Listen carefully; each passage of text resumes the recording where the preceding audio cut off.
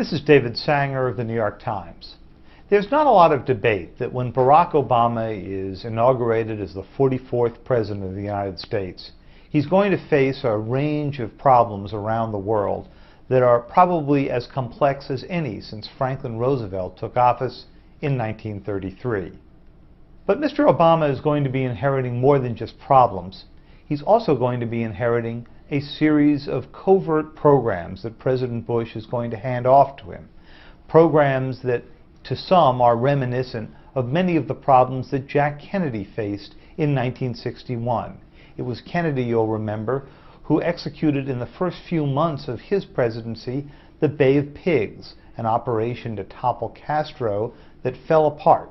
It had been the invention of the Eisenhower administration. It simply didn't work, and Kennedy said later that he wasn't quite sure how well his administration had understood its implications. President-elect Obama's aides are highly aware of this history, and they're highly aware of these risks, as I discovered last year when I took most of the year off to work on a book called The Inheritance: The World Obama Confronts and the Challenges to American Power. This time, of course, the problem isn't Cuba anymore. It's states like Iran and Pakistan, where the United States has major operations underway that President Obama is going to have to make some big decisions about.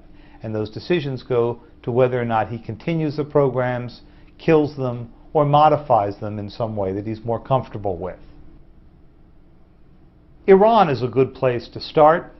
Last year, the Israelis came to the Bush administration secretly and asked them for a number of things that they would need in order to be able to strike the nuclear complex at Natanz, which is the centerpiece of the Iranian nuclear program.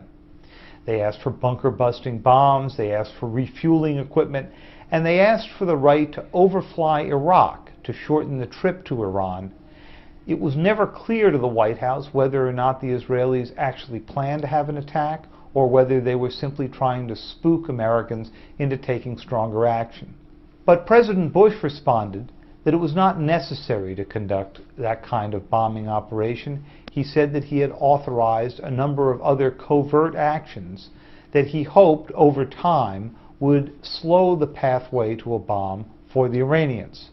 These actions are mostly focused against the main complex at Natanz, but also at a number of other suspected Iranian facilities.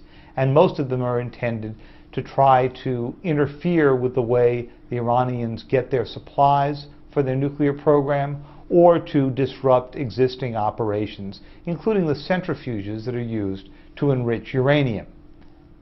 There's no evidence that any of these programs have worked yet, but it may be too early. For President-elect Obama, it's a particularly difficult issue, though, because he has promised to have direct talks with the Iranians. And it raises the question of how you interact with the country at the same time that you are participating in efforts sponsored by many different countries to slow their nuclear progress. It's one of the many thorny covert problems that President-elect Obama is going to have to decide on in the opening months of his presidency. Pakistan poses a very different kind of problem. There, the United States has worked cooperatively with the Pakistani government on a $100 million program to help secure Pakistan's nuclear arsenal. The fear, of course, is that insurgents, Al-Qaeda, Taliban, others who are seeking to destabilize the Pakistani government might one day get a hold of one of Pakistan's nuclear weapons or the technology that's in its laboratories. But in this case, the program has an additional complexity. The Pakistanis simply don't trust us. They believe that if their government was vulnerable, the United States might be planning to seize their nuclear arsenal with U.S. forces. So they have not allowed the U.S. to come in and see what the American-sponsored program has accomplished. Instead, they simply report back and say that everything is fine. The difficulty this poses for the U.S. is that we don't really have much of a window into the Pakistani program. And that's worrisome, particularly because of a stream of U.S. intelligence that Pakistanis who are being trained abroad may be trying to reintegrate themselves back into the Pakistani nuclear program, and that some of them may have jihadist sympathies. In Pakistan, there's another program underway as well Those are secret raids that are run from Afghanistan into Pakistan in order to hunt down Al-Qaeda and other insurgents. President Bush issued orders last summer that greatly expanded this program and allowed American Special Forces for the first time to go after insurgents who are not members of Al-Qaeda. We saw one such raid in September. The Pakistani government immediately protested that the American action was a violation of their sovereignty, and they're very concerned that their government not appear to be a lapdog to the Americans.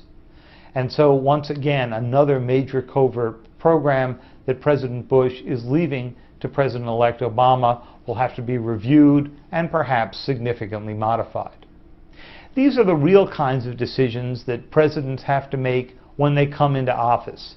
There's nothing in the textbooks, nothing in the civics courses about making these kinds of trade-offs. It's something that President-elect Obama will be new to.